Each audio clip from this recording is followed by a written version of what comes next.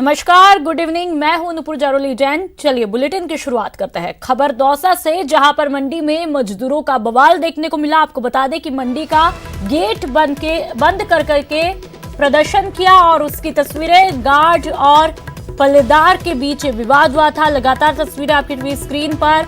मंडी में मजदूरों ने काम बंद कर दिया। मंडी सचिव ने मामला शांत कराया। दौसा की कृषि उपज मंडी में मजदूरों का बवाल देखने को मिला। दरअसल मंडी के गार्ड और एक किसान में सुबह विवाद हुआ था और उसके बाद कुछ पल्लेदारों ने किसानों का पक्ष लेते हुए गार्ड के साथ में विवाद किया था और विवाद के बाद मंडी सचिव गार्ड को लेकर दोबारा पल्लेदार के पास पहुंची तो वहां दोनों में मंडी सचिव के सामने ही मारपीट हुई।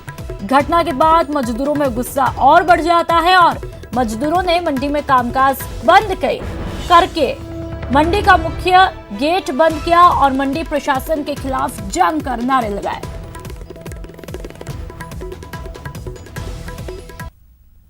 मंडी में गेट पास को लेकर विवाद था और पल्लेदार और चौकीदारों में ये गलतफहमी हो गई थी। आपस में ये दोनों पक्षों में झगड़ा हो गया। झगड़े होने पर मंडी प्रशासन ने इन दोनों पक्ष को बुलाया और मीटिंग की। मीटिंग करने के बाद दोनों को सामंजस्य से बिठाया और ये अब ये इस समझौते पे एग्री है कि मैडम हम आगे से मंडी नियमों को उल्लंघन नहीं करेंगे और मंडी प्रशासन जैसे नियमों का पालन करेंगे और सुचारू रूप से मंडी चलाएंगे। तोड़ने के बाद में मैडम ने इस गेट वाले को बहका के और मैं काम कर रहा था और काम करते हुए कोई मेरे मैडम ने बुलाया और मैं हाथ जोड़ के मैं भाई कुछ हो गया तो हो गया और अब नहीं होएगा। फिर जिसके बावजूद मैडम ने उसके बोल के और मेरे थप्पड़ मरवाई। अब हम चाहते हैं मैडम का यहाँ से सस्पेंड हो। चौकीदार ने मैडम के कहने से उसके थप्पड़ मार दिया और फिर इन पलदारों को ऐसे बोली कि तुम्हारे हाथ पैर कटवा के अलग करवा दूंगी, 1 मिनट में निकला दूंगी, तुम 2 कौड़ी के मजदूर हो, तुम्हारे लाइसेंस रद्द करवा दूंगी, ये करवा दूंगी, वो करवा दूंगी। क्या करवा देगी? हम ये चाहते हैं कि मैडम को यहाँ से सस्पेंड की जाए। दूसरा अधिकारी आए, हमारी यही मांग है। आज इन भाइयों से करवाए, कल हमसे करवाए, किसी और से करवाएगी, हाथ पैर कटवा देंगे ये लोग। तो हम हमारे लाल पाल कैसे करेंगे, क्या करेंगे? हम खून पसीने से पैदा करते हैं यहाँ पे, उनको भी इनसे क्या दिक्कत है? इनको व्यवस्था की तरफ से बहुत ही जल्द उसका आकलन करके रिपोर्ट भारत सरकार को मिलेगी। भारत सरकार की टीम भी तत्काल यहाँ पहुँचेगी और पूरी परिस्थिति का रिव्यू कर करके लंबे समय के लिए रिलीफ हो, रिस्टोर करने की बात हो, रिहेबिलिटेशन की बात हो, इन सारी चीज़ों को प्राथमिकता देते हुए काम आगे बढ़ाया जाएगा। लेकिन तत्काल आवश्यकता को ध्यान में रखते हुए भारत सरकार की तरफ से 500 करोड़ रुपया एडवांस व्यवस्था के रूप में देने का हमने निर्णय किया है और बाकी आवश्यकताएं एक बार कंप्लीट सर्वे होने के बाद, रिहेबिलिटेशन की पूरी योजना बनने के बाद भारत सरकार भी कंधे से कंधा मिला करके ओडिशा के विकास की यात्रा में और इस संकट की घड़ी से बाहर निकलने के काम में पूरी तरह मदद करेगा। बहुत बहुत धन्यवाद।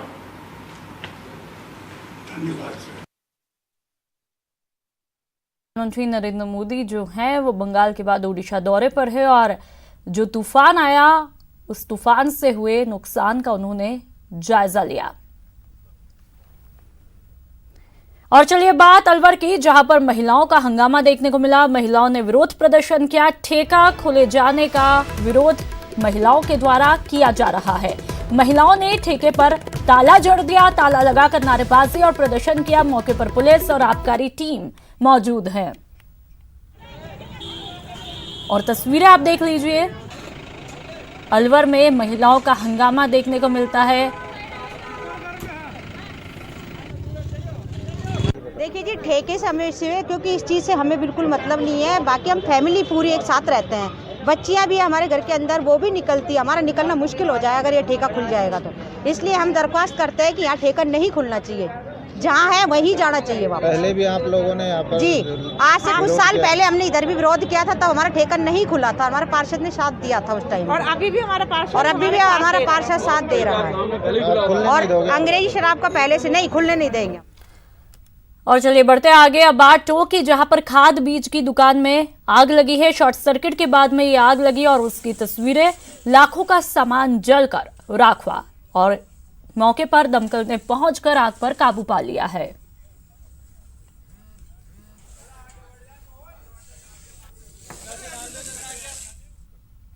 और चलिए बात प्रदेश के उन 7 संभागों की जहां हमारी इस लॉकडाउन में पूरी तरह से नजर है।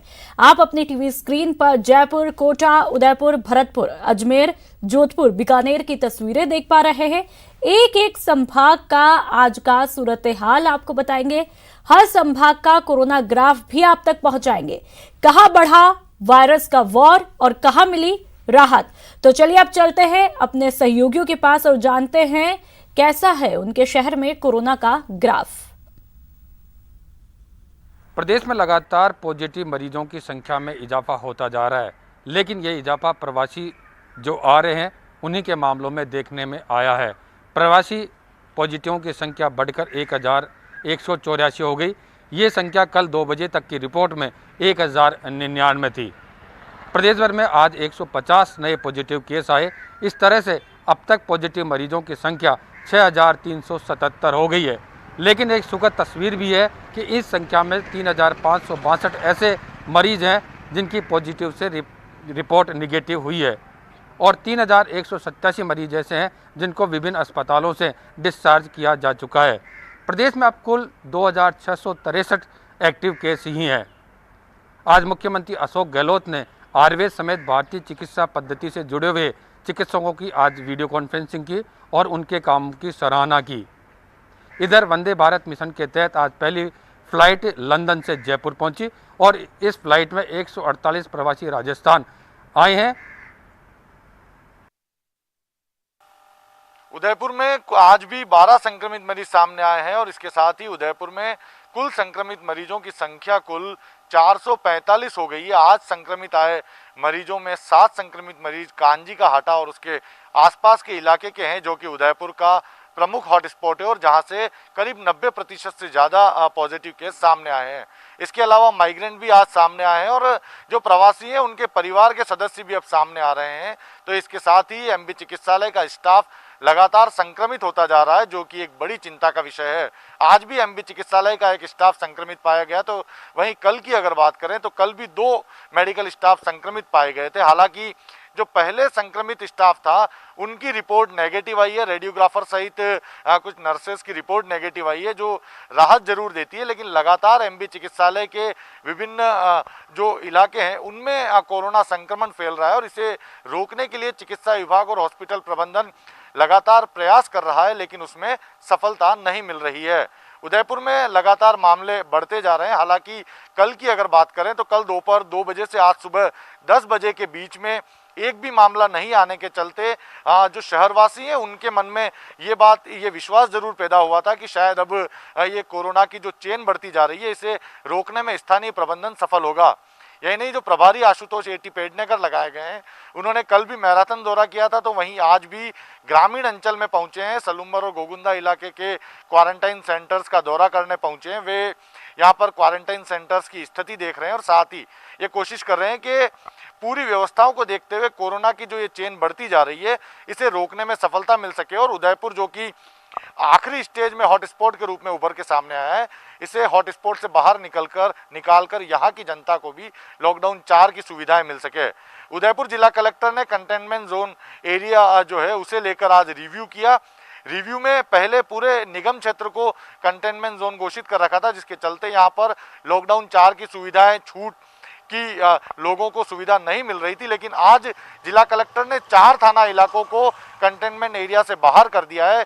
सुखेर, सवीना, गोवर्धन विलास और प्रतापनगर थाना क्षेत्र ऐसे इलाके हैं जिन्हें कंटेनमेंट जोन से बाहर कर दिया गया है और अब वहां पर जो लॉकडाउन 4 के तहत जो छूट मिल रही थी वो छूट अब इन चारों थाना इलाके में जो लोग रहते हैं उन्हें मिल पाएगी। इसके अलावा निगम क्षेत्र के जो अन्य थाना इलाके हैं वहां पर अभी भी लॉकडाउन 2 की जो बंदिशें थी वो यथावत रहेगी। इन 4 थाने के अलावा जो अन्य थाने हैं वहां पर कंटेनमेंट जोन रहेगा और इसी के चलते 29 मई तक का जो समय है तब तक ये कंटेनमेंट जोन के अंदर रहेंगे। उसके बाद में रिव्यू किया जाएगा और यदि उसके बाद जिला कलेक्टर और समिति को लगता है कि अन्य इलाकों में भी मामलों की संख्या अब कम बढ़ रही है तो ऐसे में और भी छूट दी जा सकती है। अगर अजमेर की बात करें तो लगातार कोरोना पॉजिटिव मरीज जो है वो अजमेर में निकलकर सामने आ रहे हैं। आज अब तक कुल 6 नए पॉजिटिव केस निकलकर सामने आए, जिसके बाद जिले में कुल संक्रमित मरीजों की संख्या बढ़कर 279 हो गई है।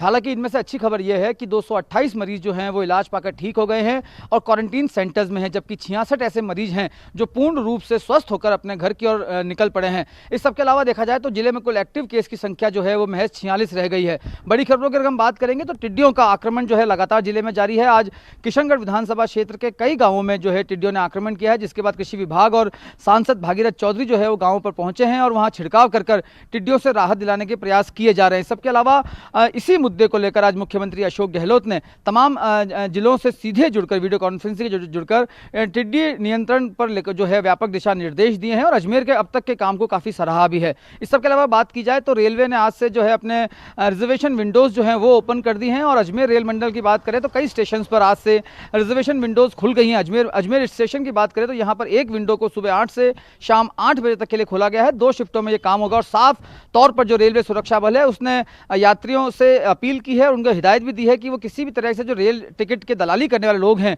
उनसे सावधान रहें और उनकी शिकायत जो है वो टोल फ्री नंबर 138 पर दें। इसके अलावा अगर बात की जाए तो आज किसान महापंचायत के बैनर तले किसानों ने कलेक्ट्रेट पर पहुंचकर एक ज्ञापन सौंपा है, जिसमें मोटे तौर पर उनकी मांग है कि ये जो फसल खरीद हो रही है न्यूनतम समर्थन मूल्य पर, इसकी जो है इसको लेकर जो है इसकी समय सीमा को बढ़ाया जाए और साथ ही साथ जो केंद्र हैं उन केंद्रों की संख्याओं में भी इजाफा किया जा सके, क्योंकि कई व्यवहारिक समस्याएं जो हैं जो फसल लेकर किसान पहुंच रहे हैं केंद्रों पर, उन्हें कई तरह की व्यवहारिक समस्याओं से भी दो चार होना पड़ रहा है। इस सबके अलावा प्रवासी लोगों की बात करें तो जिले से अब तक कुल 11,500 लोग जो हैं अपने अपने राज्यों की ओर रवाना हो चुके हैं और करीब 25,000 से ज़्यादा ऐसे लोग हैं जो अन्य राज्यों से अजमेर में आएंगे। इन तमाम व्यवस्थाओं को लेकर जो है जो प्रशासनिक अमला है वो लगातार व्यवस्था किए हुए है।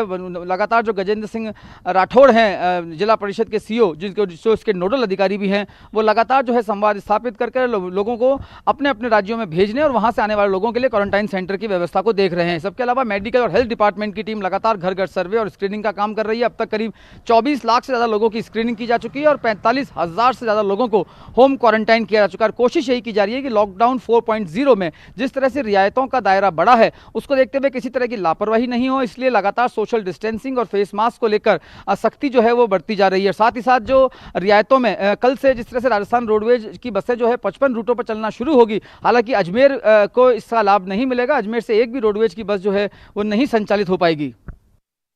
कोटा में जिंदगी रफ्तार पर लौट रही है। आज बाजारों में खरीदारों की भीड़ भी नजर आई, लेकिन कोरोना पॉजिटिव रोगियों की तादाद में लगातार इजाफा हो रहा है। आज आई रिपोर्ट के मुताबिक भी 20 पॉजिटिव रोगी नए सामने आए हैं, उसमें से एक 82 वर्षीय बुजुर्ग की मौत भी हो गई। मरने वालों की बात करें तो कोटा में अब तक 14 लोगों की कोरोना से मौत हो चुकी है। तो इन सब के बीच लगातार कोटा मेडिकल कॉलेज से रोगियों के स्वस्थ होकर डिस्चार्ज करने का सिलसिला भी जारी है। आज फिर 12 रोगियों को डिस्चार्ज किया गया। कोटा मेडिकल कॉलेज से अब तक 289 रोगियों को स्वस्थ होने के बाद डिस्चार्ज किया जा चुका है। तो आज यूडीएच मंत्री शांति धारीवाल भी कोटा में है। उन्होंने प्रशासनिक अधिकारियों और चिकित्सा विभाग के अधिकारियों के साथ साथ तमाम जो पुलिस के अधिकारी हैं उनकी बैठक ली है। अहम बैठक लेकर के उन्होंने विशेष निर्देश दिए हैं कि कोरोना संक्रमण को लेकर जो अब तक कार्य किए गए हैं उनकी समीक्षा की है। इसके साथ ही कुछ विशेष निर्देश भी यूडीएच मंत्री शांति धारीवाल ने दिए हैं, ताकि अब क्योंकि धीरे धीरे जिंदगी रफ्तार पर लौट रही है, लॉकडाउन में जिस तरह से ढील दी जा रही है उसके मुताबिक जो कोरोना संक्रमित इलाके हैं वहीं पर सख्ती की जाए। इसके साथ जो दूसरे इलाके हैं वहाँ पर जो है लॉकडाउन की पालना के साथ बाज़ार खोले जाएं, सोशल डिस्टेंस की पालना करवाई जाए।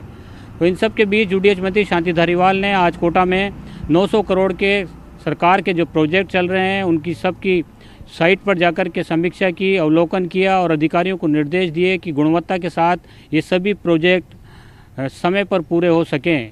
वहीं इस दौरान यूडीएच मंत्री शांति धारीवाल ने मीडिया से मुखातिब होते हुए यूपी सरकार पर भी हमला बोला और बसों के मामले में यूपी की सरकार पर सियासत करने का आरोप लगाया। तो आज बीजेपी के विधायक संदीप शर्मा ने भी प्रेस कॉन्फ्रेंस कर केंद्र सरकार द्वारा राहत पैकेज जो दिया गया है उसकी सराहना करते हुए कहा कि ये राहत पैकेज ज़रूरतमंदों के लिए मददगार साबित होगा। वहीं राज्य सरकार से ज़रूरतमंदों की मदद के लिए और ज़्यादा व्यवस्था करने की मांग की। साथ ही बिजली और पानी के बिलों को भी माफ़ करने की बीजेपी एमएलए संदीप शर्मा ने मांग की।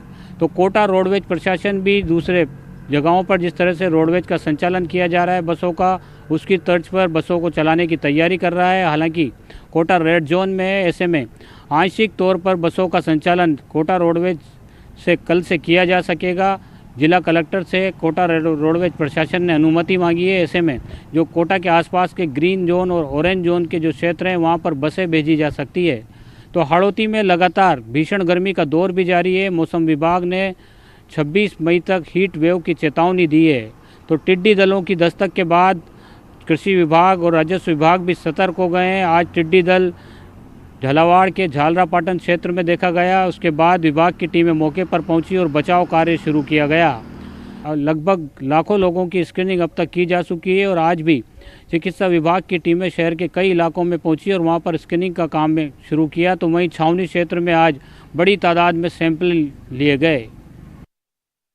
बीकानेर में अगर अपडेट की बात कर लें तो अभी तक बीकानेर के अंदर 72 पॉजिटिव मामले सामने आ चुके हैं, जिसमें से जो 37 लोग ठीक हो चुके हैं तो वहीं पर 3 लोगों की मौत हो चुकी है।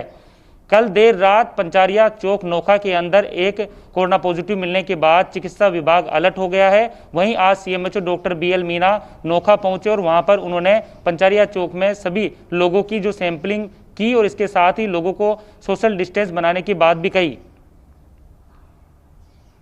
नोखा में एक पॉजिटिव मामला मिलने के बाद पुलिस विभाग भी अलर्ट हो गया है, जिसके बाद पंचारिया के चौक में कर्फ्यू लगा दिया गया है। तो वहीं पर पुलिस विभाग के जो अधिकारी हैं वो कर्फ्यूग्रस्त इलाके का दौरा कर रहे हैं। सीओ नेम सिंह और सीआई अरविंद सिंह शेखावत ने आज कर्फ्यूग्रस्त क्षेत्र का दौरा किया और इस दौरान उन्होंने लोगों से घरों में रहने की अपील की। इसके साथ ही सोशल डिस्टेंस को मेंटेन करने की बात भी कही।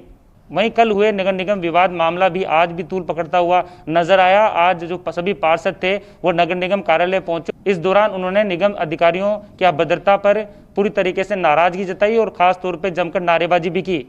इसके साथ ही पार्षदों ने कहा कि निगम अधिकारियों पर कार्रवाई होनी चाहिए ताकि इस तरह का मामला वापस ना आ सके।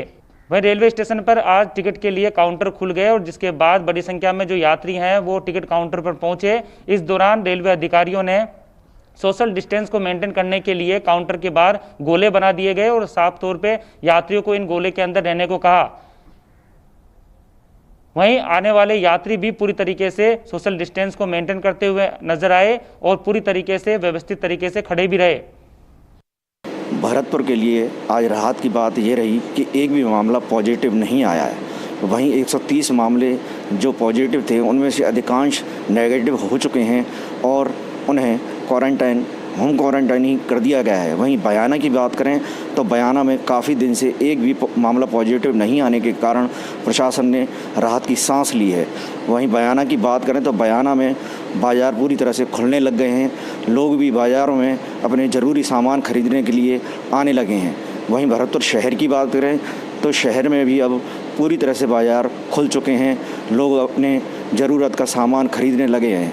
वहीं छोटे कस्बों की बात करें तो कस्बों में भी शांति व्यवस्था है। वहाँ के एसडीएम समय समय पर मॉनिटरिंग कर रहे हैं और मेडिकल टीम के साथ गली मोहल्लों के जायजे ले रहे हैं, जिससे कोई भी संक्रमित मिले तो उससे पूछताछ की जाए और उसका बैकग्राउंड देखा जाए।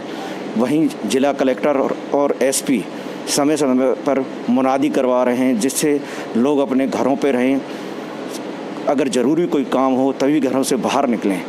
वहीं आपको बता दें कि ट्रैफिक व्यवस्था को देखते हुए सुबह जब भरतपुर शहर के बाज़ार खोलते हैं तो बेवजह घूमने वाले भी आने लग गए हैं, जिन्हें चेतावनी देकर पुलिस घरों पर वापस भेज रही है। वहीं प्रशासन भी हर चौराहे पर मुस्तैद दिख रहा है।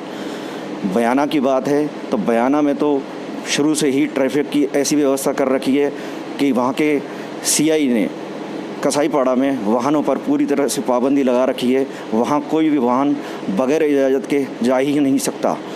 वहीं शहर में लोग अपने घरों पर ही ज़्यादा रहना पसंद कर रहे हैं। ज़रूरी सामान खरीदने के बाद वे अपने घरों को लौट जाते हैं।